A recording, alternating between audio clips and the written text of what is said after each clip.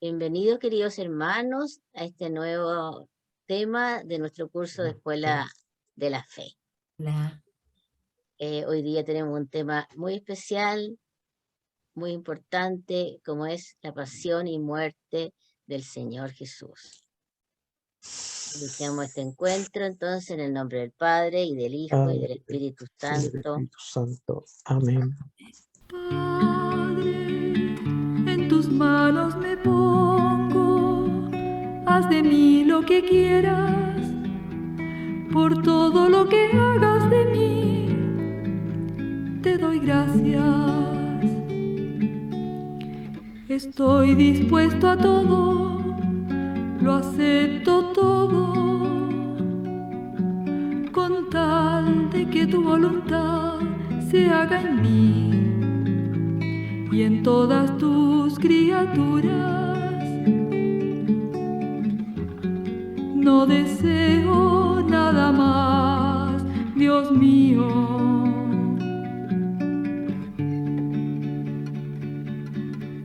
Pongo mi alma entre tus manos, te la doy, Dios mío, con todo el ardor de mi corazón, porque te amo.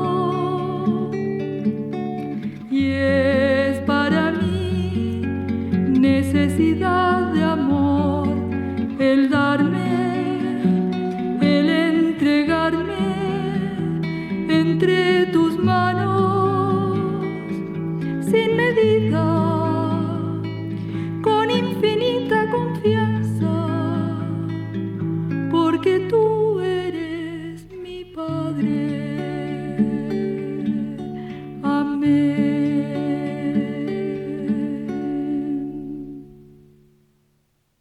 En el tema anterior vimos cómo Jesús se despide de sus apóstoles con esta cena pascual. Y en esa cena nos deja un regalo maravilloso, la Eucaristía, en que Él nos deja su cuerpo y su sangre para alimentarnos en este caminar de la vida, en que necesitamos de la fuerza, de su fuerza. Y esto, como dice la canción que oíamos esa vez, es un misterio de amor tan infinito. Ha llegado su hora, esa hora que Él anunciaba, la hora en que va a ser entregado y va a ser sacrificado.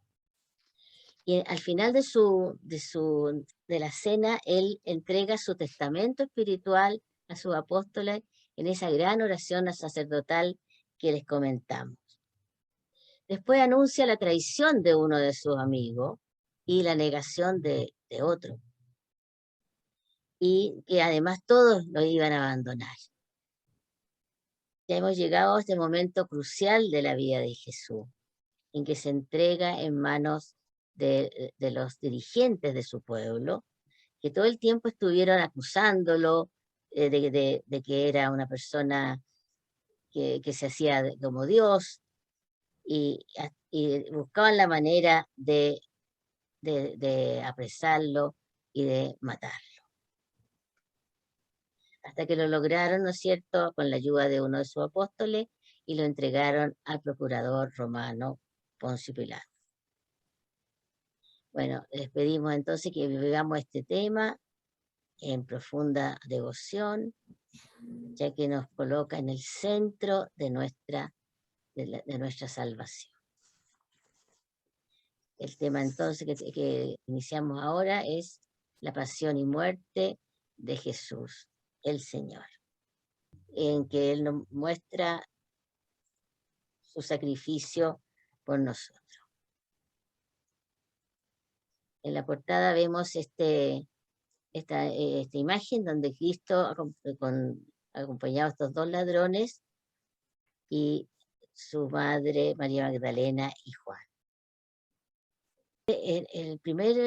Después de la cena, después que terminó la cena, él se dirigió al huerto de los olivos y ahí vivió ese momento tan tremendo que se llama la agonía de Getsemaní, que ha sido estudiada, reflexionada por muchas personas, entre ellos Tomás Moro en la Torre de Londres. Después, al terminar de orar, él llega a Judas y hace una señal acompañado de soldados y lo entrega. Jesús le dice, con un beso entregas al Hijo del Hombre. Jesús es llevado al Sanedrín, el tribunal de los judíos, donde lo acusaron de blasfemia y lo llevaron, y después lo llevan ante Poncio Pilato. Pedro llora por haber negado a Jesús. El cuadro del Greco está en la casa del Greco y es realmente maravilloso. Las lágrimas de Pedro al darse cuenta de su negación, que había sido anunciada por Jesús. Al día siguiente es llevado ante Pilato, que lo recibe en el pretorio, y ahí entonces es acusado de que quiere ser rey. Y hay un diálogo muy impresionante que vamos a comentar entre Pilato y Jesús. Después Jesús carga con la cruz. En el camino es ayudado por Simón de Cirene y se encuentra con mujeres de Jerusalén. Y parece que es la imagen que, según la tradición, Verónica le quedó estampado el rostro de Cristo en un paño. Llegado al Monte Calvario, fue crucificado. Junto a la cruz de Jesús estaba su madre, María Magdalena, y el apóstol Juan. Y lo crucificaron junto a dos ladrones. Cuando Jesús lanza su último suspiro, la tierra se oscurece. La tierra y tiembla, y se producen sucesos extraordinarios que impactan a todo el mundo, que hace exclamar al centurión: este realmente era el Hijo de Dios. Bueno, después de entonces de ver estas imágenes que nos preparan para escuchar los textos bíblicos, vamos a entrar entonces a el primer texto que vamos a ver, es la agonía de Jesús en el huerto de los olivos. Están relatados por tres evangelistas. Escuchemos. La primera lectura es la de Mateo, del capítulo 26, del versículo 36 al 46. Entonces va Jesús con ellos a una propiedad llamada Getsemaní y dice a los discípulos: sentaos aquí mientras voy allá a orar. Y tomando consigo a Pedro y a los dos hijos de Zebedeo, comenzó a sentir tristeza y angustia. Entonces les dice: mi alma está triste hasta el punto de morir. Quedaos aquí y velad conmigo. Y adelantándose un poco, cayó rostro en tierra y suplicaba así: Padre mío, si es posible que pase de mí esta copa, pero no sea como yo quiero, sino como quieras tú. Viene entonces donde los discípulos y los encuentra dormidos y dice a Pedro: ¿con que no habéis podido velar una hora conmigo? Velad y orad para que no caigáis en tentación, que el espíritu está pronto, pero la carne es débil. Y alejándose de nuevo por segunda vez, oró así: Padre mío, si esta copa no puede pasar sin que yo la beba, hágase tu voluntad. Volvió otra vez y los encontró dormidos, pues sus ojos estaban cargados. Los dejó y se fue a orar por tercera vez, repitiendo las mismas palabras. Viene entonces donde los discípulos y les dice: ahora ya podéis dormir y descansar. Mirad, ha llegado la hora en que el Hijo del Hombre va a ser entregado en manos de pecadores. Levantaos, vámonos. Mirad, el que me va a entregar está cerca. Realmente este texto es impresionante, estremecedor, digo yo. ¿Tú podrías decir qué es para ti lo más significativo, lo más impactante de este texto? A mí me parece un tratado sobre la oración, orar una y otra vez, y cómo debe ser también la oración en los momentos más duros que tenemos. O sea, 3 veces orar, partir orando, seguir orando, volver a orar, ser honesto en lo que uno le dice al Padre como Jesús, o Jesús le cuenta directamente al Padre que está sufriendo. O sea, ser honestos en nuestra oración, confiarnos al Padre, pero dejar el espacio para que se haga la voluntad del Padre también. ¿Ya? Y estamos solos. O sea, es cuando la oración se hace en soledad, en realidad, en estos momentos tan difíciles, porque nadie va a velar mucho con uno, digamos, siempre va a ser uno la más afectada. Y después es una oración que transforma en el proceso. O sea, hacer esa oración ya va dando, abrirse a la voluntad del Padre. Por eso yo encuentro que es como una enseñanza sobre cómo orar al Padre. Eso. Gracias, sí. A mí me impresiona también el que tuviera tristeza, miedo al dolor, porque era realmente un ser humano. Toda persona ante el dolor sufre y tiene miedo, y eso, como dice Santo Tomás Moro, muestra que Jesús era verdaderamente un hombre verdadero, un hombre pleno, ¿ah? Pero así todo siguió adelante. Gracias. Bueno, y ahí cuando termina ese texto, llega a aprenderlo, llega Judas. Marcos lo explica, lo lee, lo relata. En el Evangelio de Marcos, capítulo 14, versículos del 43 al 52. Todavía estaba hablando cuando de pronto se presenta Judas, uno de los 12, acompañado de un grupo con espadas y palos de parte de los sumos sacerdotes, de los escribas y de los ancianos. El que le iba a entregar les había dado esta contraseña: aquel a quien yo dé un beso, ese es. Prendedle y llevarle con cautela. Nada más llegar, se acerca a él y le dice: Rabí, y le dio un beso. Ellos le echaron mano y le prendieron. Uno de los presentes, sacando la espada, hirió al siervo del sumo sacerdote y le llevó la oreja. Y tomando la palabra, Jesús les dijo: como contra un salteador habéis salido a prenderme con espadas y palos. Todos los días estaba junto a vosotros enseñando en el templo y no me detuvisteis, pero es para que se cumplan las escrituras. Y abandonándole huyeron todos. Un joven le seguía cubierto solo de un lienzo y le detienen, pero él, dejando el lienzo, se escapó desnudo. ¿Qué te llama la atención, Mónica, de este texto, de este momento en que toman preso a Jesús? Bueno, a mí me ratifica que el camino que Jesús tenía marcado lo tiene que cumplir a cabalidad. Porque aún, por ejemplo, en otros evangelios de Mateo, de Lucas, aparece que Jesús le dice a Judas: haz lo que tienes que hacer. Eso ahí está reflejando que hay que cumplir algo.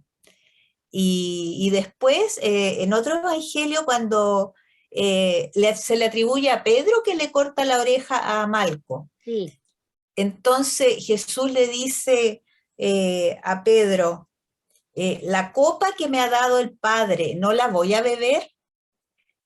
Entonces, en su incondicional amor al Padre, Jesús sabe que tiene que cumplir este sacrificio, sabe que tiene que sufrir su pasión, su muerte, para el plan de Dios, que era restaurar esta alianza de Dios con la humanidad.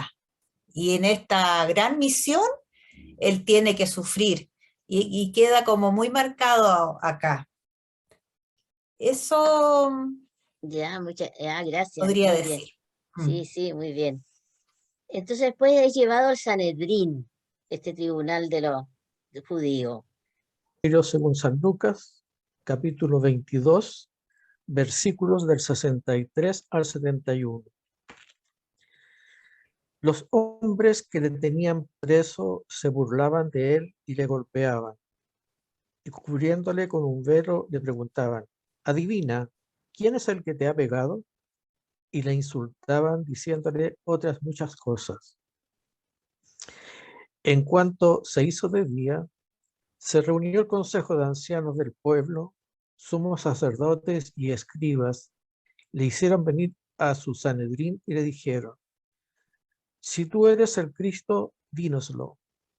Él respondió, si os lo digo, no me creeréis. Si os pregunto, no me responderéis. De ahora en adelante, el Hijo del Hombre estará sentado a la diestra del poder de Dios. Dijeron todos, entonces, ¿tú eres el Hijo de Dios? Él les dijo, vosotros lo decís, yo soy. Dijeron ellos, ¿qué necesidad tenemos ya de testigos? Pues nosotros mismos lo hemos oído de su propia boca. Del texto que acabo de leer me llama la atención la forma en que lo tratan a Jesús, Sí, que lo golpeaban y todo, porque en su mente no tenían claro que estaban ultrajando al Hijo de Dios. mm, Y bueno, Jesús no hace alarde de su condición divina y eh, pasa por esta etapa de insultos, de golpes, en la presencia de quienes lo juzgaban. ujú, Al principio eh, le piden que les diga si es el Hijo de Dios. sí,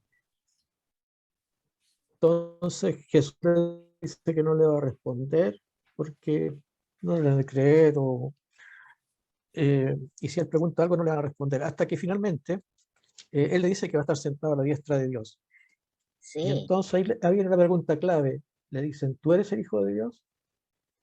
Y él responde, ustedes lo han dicho, yo soy. yo Y eso ya es motivo suficiente como para que venga ya la condena, porque según los judíos esa era una blasfemia. claro.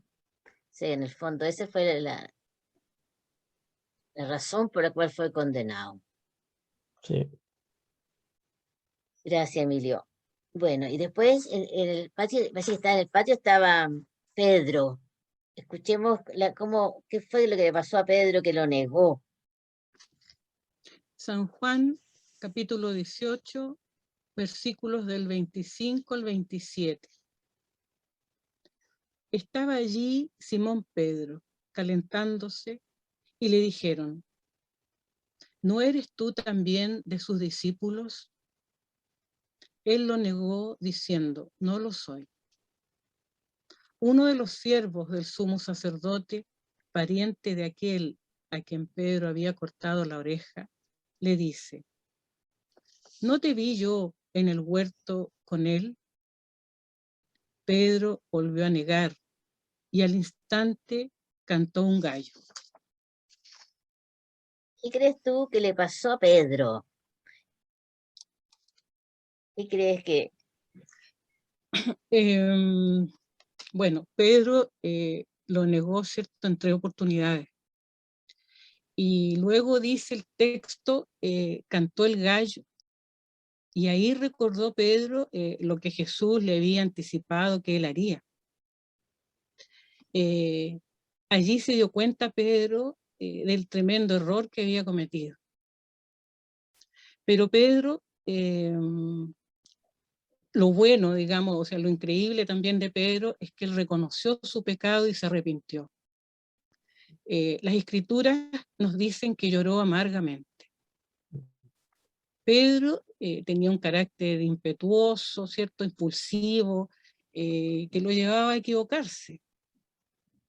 No solo en esta oportunidad se equivocó Pedro, sino que en otras también. Pero bueno, posteriormente cambió Pedro de actitud después de la resurrección y en especial con la venida del Espíritu Santo, con el que Pedro recibió fuerza, certeza de su fe y guía. Y pudo testificar con valentía de ahí en adelante al Señor. La gente se admiraba de él y ya nunca más volvió a negar a Jesús, sino que fue fiel y sin medir consecuencias. Este cambio de actitud de Pedro se aprecia, por ejemplo, en el siguiente texto en los Hechos, en el capítulo 4, versículos del 18 al 20, que dice, les llamaron y les mandaron que de ninguna manera hablasen o enseñasen en el nombre de Jesús. Mas Pedro y Juan les contestaron, juzgad si es justo delante de Dios obedeceros a vosotros más que a Dios. No podemos nosotros dejar de hablar de lo que hemos visto y oído. Ahí se aprecia, yo creo claramente que ya Pedro tenía una actitud de enfrentarlo todo por el Señor. Claro. Bueno, esto va también para nosotros, ¿cierto? Que tendremos pruebas y tentaciones y que nos equivocamos. Pero con la oración, buscando a Dios en las Escrituras y con los sacramentos, iremos fortaleciéndonos en el espíritu para que nos dé la fuerza espiritual para no negar a Jesús, sino que al contrario, dar un permanente testimonio de él. Claro, ahí está la formación después después de Pentecostés. Gracias, Susana. Bueno, después entonces es llevado ante Pilato, donde él es condenado a muerte. El Evangelio según San Juan, capítulo 19, del 1 al 6 y después del 13 al 14. Entonces Pilato ordenó que lo azotaran. Los soldados prepararon una corona de espinas y se la pusieron en la cabeza. También le colocaron sobre los hombros un manto rojo y se acercaban a él diciendo, «Salve, rey de los judíos», y le daban bofetadas. Pilato salió una vez más y les dijo, «Miren, lo traigo de nuevo para que quede bien claro que yo no encuentro delito alguno en este hombre». Salió pues Jesús afuera. Llevaba sobre su cabeza la corona de espina y sobre sus hombros el manto rojo. Pilato lo presentó con estas palabras, «Este es el hombre». Los jefes de los sacerdotes y los guardias al verlo comenzaron a gritar, «Crucifícalo, crucifícalo». Pilato les dijo, «Llévenselo ustedes y crucifíquenlo porque yo no encuentro delito alguno en él». Después agrega, «Si pones en libertad a este hombre, no eres amigo del emperador romano, porque cualquiera que tenga la pretensión de ser rey es enemigo del emperador». Pilato, al oír esto, mandó que sacaran fuera a Jesús, lo sentó en el tribunal, en el lugar conocido como el nombre de enlosado, y que en lengua de los judíos se llama Gabatá. Era la víspera de la fiesta de Pascua, hacia el mediodía. Pilato dijo a los judíos, aquí tienen a su rey. Este texto de San Juan, que uno lo lee rápidamente y no alcanza a percibir la profundidad que tiene y el inmenso simbolismo que tiene. Se inicia en el capítulo 18, cuando tienen ese diálogo en que le pregunta, ¿eres tu rey? Y Jesús le dice, mi reino no es de este mundo. ¿Ah? Y después sigue en el 19, donde él lo manda azotar y después coronar de espina y vestir con un manto rojo, y ahí se burlaban de él y le decían, salve rey de los judíos. Entonces, leyendo un poco el comentario que el cardenal Martini hace a este texto, dice que hay 7 escenas en que Pilato entra y sale del pretorio, porque los judíos no podían entrar, porque si no no podían después celebrar la Pascua, podían quedar impuros. Entra y sale 7 veces. Y los momentos centrales del texto son el momento que Jesús lo coronan de espina, después le ponen el manto rojo, lo sientan en un trono para burlarse, y después dice, aquí lo saca afuera y le dice, aquí le tienen a vuestro rey. Y en el fondo es una cosa impresionante, porque sin quererlo, ni pensarlo, ni premeditarlo, Pilato lo entroniza rey. Rey, un reino que es invisible y que es un reino que en nuestros corazones. Y en otro momento él dice, he aquí el hombre con mayúscula. Y también el cardenal dice, aquí él hace un recuerdo, sin querer también, Pilato hace un recuerdo del Hijo del Hombre, ese que está anunciado por Daniel, y que en el fondo es Cristo a la diestra de Dios Padre en esa visión de Daniel. Así que realmente este texto del Evangelio según San Juan de la condena entroniza a Cristo como rey, el verdadero rey. Y además cuando lo sienta en el tribunal, es como que el Cristo estuviera juzgando al mundo. A pesar de ser el que estaba vilipendiado y azotado y coronado de espinas. Eso se podría decir respecto de este juicio de Pilato. Y quería salvarlo, pero no pudo por las presiones de los judíos y de lo que él le decía. Bueno. En la tercera parte de este encuentro vamos a ver todo el proceso de la crucifixión de Jesús. Primero escucharemos cómo nos relata Lucas el camino al Calvario. Lucas, capítulo 23, versículos del 26 al 32. Cuando le llevaban, echaron mano de un cierto Simón de Cirene, que venía del campo, y le cargaron la cruz para que la llevara detrás de Jesús. Le seguía una gran multitud del pueblo y mujeres que se dolían y se lamentaban por él. Jesús, volviéndose a ellas, dijo: Hijas de Jerusalén, no lloréis por mí, llorad más bien por vosotras y por vuestros hijos. Porque llegarán días en que se dirá: dichosas las estériles, las entrañas que no engendraron y los pechos que no criaron. Entonces se pondrán a decir a los montes: caed sobre nosotros, y a las colinas cubridnos. Porque si en el leño verde hacen esto, en el seco, ¿qué se hará? Llevaban además otros 2 malhechores para ejecutarlos con él. Consuelo, tú nos leías el camino al Calvario. ¿Nos podrías decir lo más destacado? Sí, tiene varias cosas destacadas. La figura de Simón de Cirene me llama mucho la atención porque es una persona que es obligada, que viene de lejos y a la cual Jesús se abre en ese momento en que está solo para buscar alivio después de que lo traicionaron, lo dejaron los amigos. Sin embargo, alguien extraño en un momento de crisis puede ser el rostro más visible de Dios, que nos ayuda, que nos alivia. Por eso también es importante saber descubrir en el otro lo mejor, abrirse permite transformarse.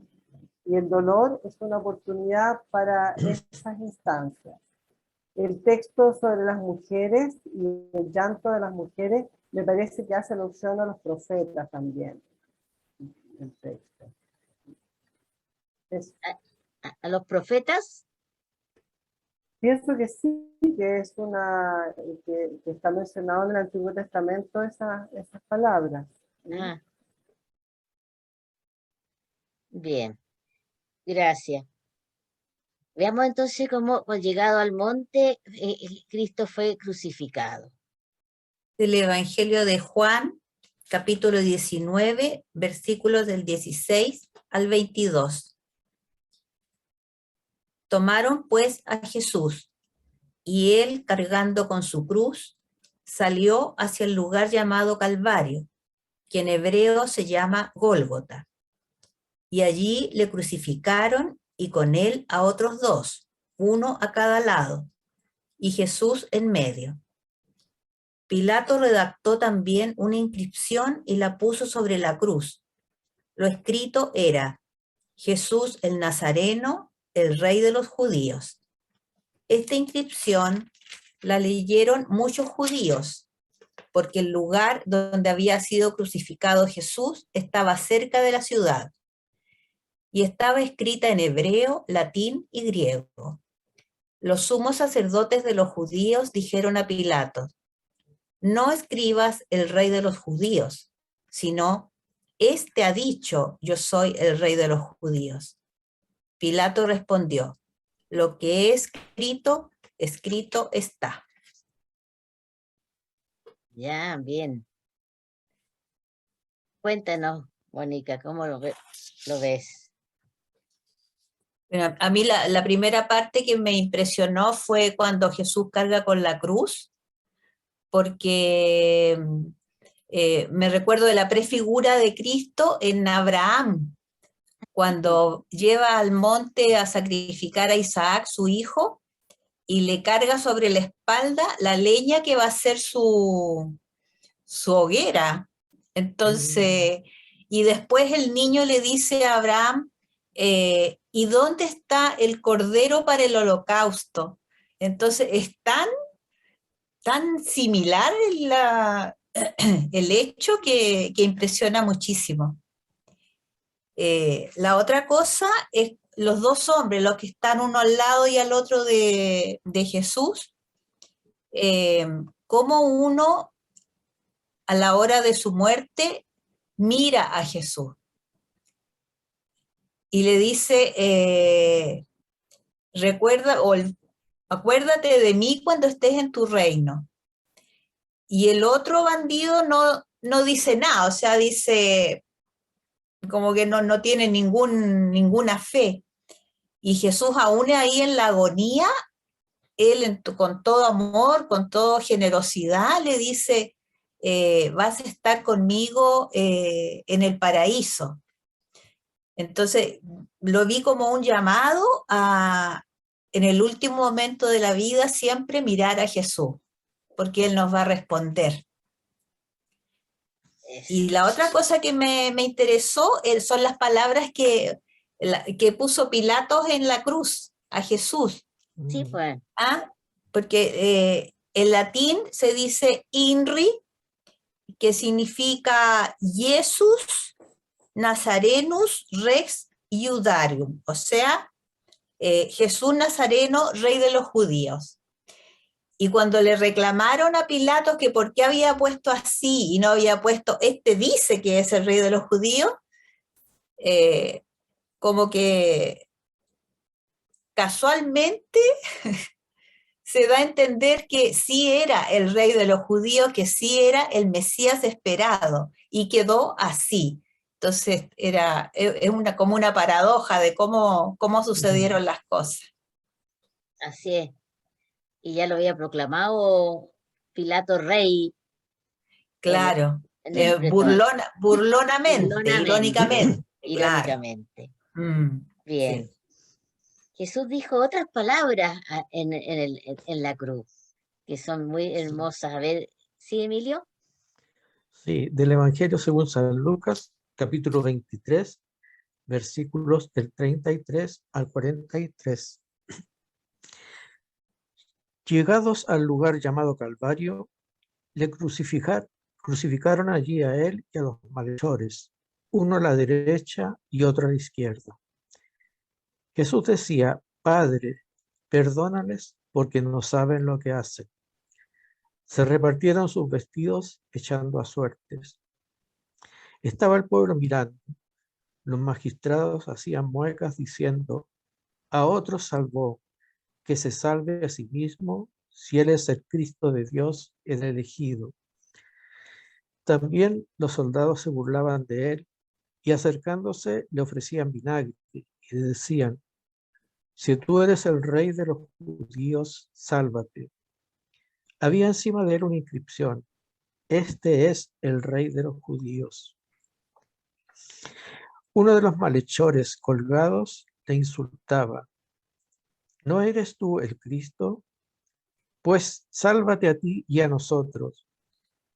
Pero el otro le respondió diciendo: ¿es que no temes a Dios, tú que sufres la misma condena? Y nosotros con razón, porque nos lo hemos merecido con nuestros hechos. En cambio, este nada malo ha hecho. Y decía: Jesús, acuérdate de mí cuando vengas con tu reino. Jesús le dijo: yo te aseguro, hoy estarás conmigo en el paraíso. A mí me llama mucho la atención el hecho que hasta el último el pueblo no cree que Cristo es el Hijo de Dios y se burlan y que se salve ya que es el Hijo de Dios y que nos salve a nosotros, etc. Y el otro que es impactante también es justamente las palabras que primero le dirigen los malhechores a Jesús y cómo les responde. La misma situación del pueblo en el sentido que si tú eres Cristo, sálvate, sálvanos nosotros. Y el ladrón, bueno, entre comillas, dice: es que no temes a Dios, tú que sufres la misma condena. Y él reconoce que Cristo no ha hecho nada malo que merezca la crucifixión. Y en un acto de fe también y de humildad le pide a Cristo que lo conduzca al reino. Y Jesús le dice: sí, efectivamente, que estarás conmigo en el paraíso. Esto que me hace reflexionar que siempre Jesús da como la última oportunidad para que uno se arrepienta y Él siempre va a estar ahí acogiéndolo para llevarlo al paraíso. Eso, hermano. Gracias. Bueno, y Padre, perdónalos porque no saben lo que hacen. Justamente se refleja en los hechos, porque Es lo hecho. lo Claro, vilipendiaban, lo azotaban, no pero, sabían que era el Hijo de Dios. Claro, claro, y Él los perdona a todos. sí. Bueno, junto a la cruz de Jesús está su madre. Escuchemos entonces el texto de Juan 19, del 25 al 27. Junto a la cruz de Jesús estaban su madre, la hermana de su madre María, la mujer de Cleofás y María Magdalena. Jesús, al ver a su madre y junto a ella al discípulo a quien tanto amaba, dijo a su madre: mujer, ahí tienes a tu hijo. Después dijo al discípulo: ahí tienes a tu madre. Y desde aquel momento el discípulo la recibió como suya. Bueno, a primera vista, ¿no es cierto? Uno pensaría, claro, aquí Jesús al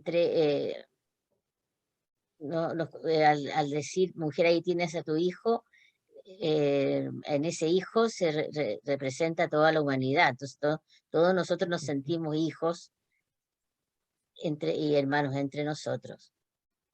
Pero un comentarista decía que tal vez lo que se esperaba era que lo primero que hiciera era pedirle al discípulo que cuidara a su madre, que ya seguramente era mayor, y Jesús lo hizo como al revés. ¿Ah? Entonces, él piensa que ahí detrás de esto hay un gran simbolismo. En esa palabra mujer, dice, es representada toda como la humanidad, y además es como la nueva Eva, que ha dado a luz al nuevo Adán, que es Cristo, que viene a restaurar a la humanidad de su caída en los inicios de los orígenes del mundo. Entonces, hay como esas dos dimensiones, la dimensión patente, ¿no es cierto?, que es la de Jesús nos entrega, nos da a su madre como nuestra madre, y en la persona de Juan. Nosotros el lunes decíamos que la Virgen María es nuestra madre, y hay muchas personas que no han sentido el cariño de una madre, que tienen que ver en ella también muy fuertemente una mamá. Llegamos al momento más impresionante, que es la muerte de Jesús. San Mateo, capítulo 27, versículos del 45 al 52. Desde la hora sexta hubo oscuridad sobre toda la tierra hasta la hora nona. Y alrededor de la hora nona clamó Jesús con fuerte voz: Elí, Elí, lema sabactaní. Esto es: Dios mío, ¿por qué me has abandonado? Al oírlo, algunos de los que estaban allí decían: a Elías llama este. Y enseguida uno de ellos fue corriendo a tomar una esponja, la empapó en vinagre y, sujetándola a una caña, le ofrecía de beber. Pero los otros dijeron: deja, vamos a ver si viene Elías a salvarle. Pero Jesús, dando de nuevo un fuerte grito, exhaló el espíritu. En esto el velo del santuario se rasgó en dos, de arriba a abajo. Tembló la tierra y las rocas se hendieron. Se abrieron los sepulcros y muchos cuerpos de santos difuntos resucitaron.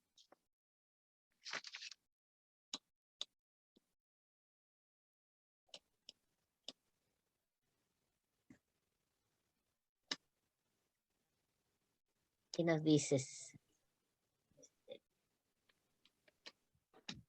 Bueno, el texto dice que durante 3 horas la oscuridad descendió sobre la tierra, como signo de que el juicio de Dios descendía sobre la tierra, la cual comenzó a temblar y a hendirse, dice el texto.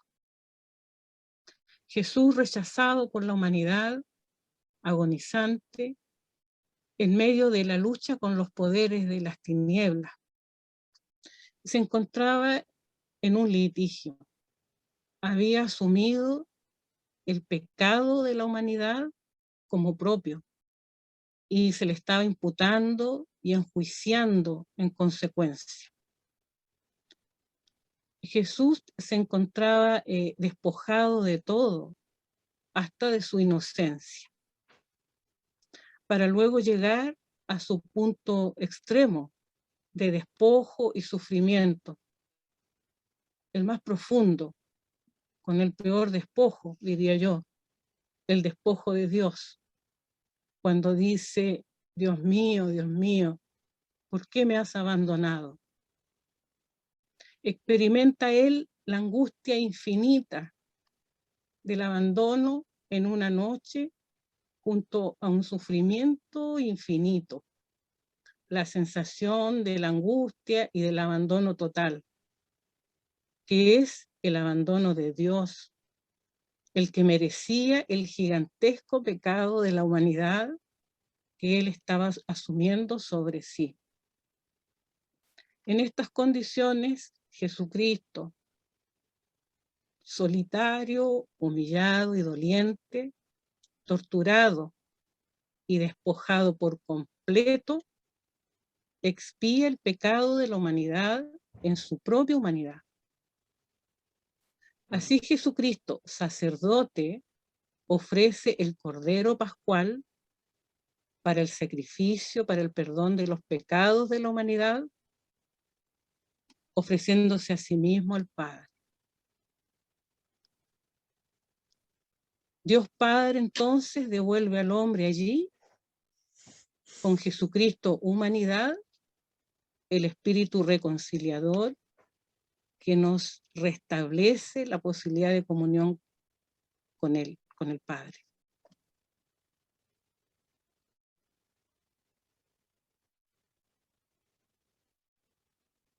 Gracias, Susana. Bueno, estamos llegando al final de este tema, que ha sido tan emotivo y profundo, y a manera de complementación y de algunas ideas que pueden complementar el tema, quería decir que Jesús murió según los conocimientos históricos, el 14 del mes de Nisan, que es el primer mes del año judío, del año 787 de la fundación de Roma. Y murió a la misma hora en que se sacrificaban los corderos en el templo para celebrar la Pascua judía.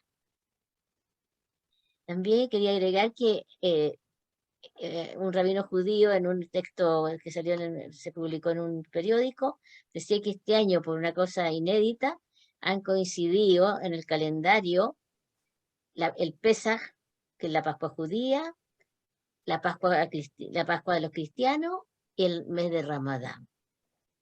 O sea, las tres religiones monoteístas van a celebrar juntas sus fiestas principales. Y ambos, los tres pueblos, tenemos a Abraham como padre en la fe, como citó la Mónica. Bueno, otra pregunta que la gente se hace y que algunas veces uno lo escucha en alguna homilía, es que cómo es posible que después de que el Domingo de Ramos Jesús había sido recibido tan triunfalmente, ahora sea crucificado. El Papa Benedicto XVI en su libro Jesús de Nazaret lo explica diciendo que los peregrinos que llegaban los que recibieron a Jesús eran los peregrinos que entraban a Jerusalén, y los que realmente condenaron a Jesús eran los dirigentes, los fariseos, los saduceos, las personas que le habían se habían enfrentado con él a lo largo de todos desde sus 3 años de predicación. Y en el pretorio, en el lugar en que era muy poco las personas que podían estar. Y al mismo tiempo, cuando hay un grupo grande, es muy fácil nombrar personas que sean como, no sé si guíen a los otros a gritar, crucifícalo o crucifica. También recordar algo que Jesús muchas veces habló, decía él: cuando yo sea levantado, atraeré a todos hacia mí. Y eso anunciaba ¿recuerdan la serpiente del desierto que sanaba a los que había picado las víboras? Y ahora él fue levantado y ha traído a todos hacia él. Porque la cruz es su glorificación. Es una paradoja que no lo podemos entender.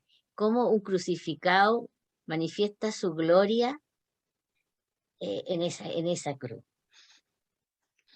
Y lo vimos cuando estudiamos el prólogo de San Juan, que en una frase maravillosa lo explica el benedictino Celestín Charlier. Dice, el Hijo ha llegado a la humillación profunda, pero nosotros lo hemos contemplado en su gloria. Paradoja suprema de la vida cristiana es el anodamiento de Cristo, aceptado con fe, en que se descubre la gloria de la resurrección. O sea, el Padre permitió el anodamiento de su Hijo único, su unigénito, por amor a nosotros, en la entrega total. Bueno, después de este tema, a ver si tenemos alguna tarea para el alma. Bueno, en el día de hoy, en que hemos tenido un tema cargado de emotividad y de recogimiento, más que una tarea, yo he hecho una reflexión propia, mía, que quizá pueda también ser identificado en ustedes, en los que escuchen esto. ¿Cuántas veces he traicionado a Jesús? Quizás él en determinado momento me ha resultado molesto porque me cuestiona, me encara, me interpela. ¿Me he vendido como Judas a otros intereses ajenos a Cristo? ¿He negado a Jesús como Pedro por mi comodidad o para ser acogido en otros ambientes? ¿Lo he abandonado cuando la situación se ha vuelto difícil o incómoda, al igual que todos sus seguidores al momento de su captura? Baste decir que mi respuesta es probablemente sí a todas estas preguntas en algunas circunstancias. Bueno, va a ser nuestro examen ahora en tiempo de Semana Santa. Gracias, Mónica.